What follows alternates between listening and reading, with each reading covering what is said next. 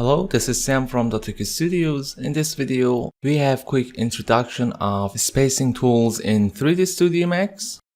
I made a simple path here and simple box, and I could immediately apply it into the path to clone it to make some kind of bench.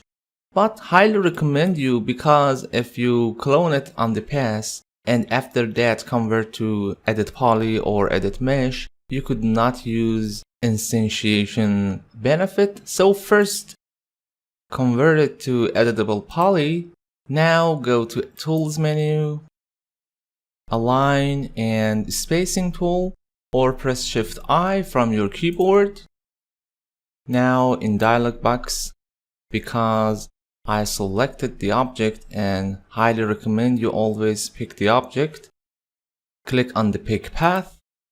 Click on the path, you see, immediately apply it. Sadly, while you're changing your view on viewport, you cannot see. You have to click on this dialog box again. We have different types of parameters here, like count, spacing. Usually they are so important.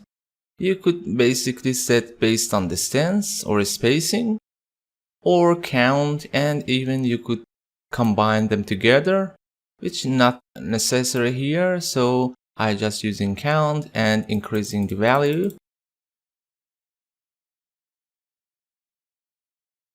And as you see, they are straightforward here. So I enable follow. Okay, now this is great. I increase count, maybe something like 20 is enough. And make sure your type of object is set on instance. And apply. Close. We don't need this one anymore. Now you could pick any of those, and for example I select all edges and simply chamfer it. That's so easy and very useful.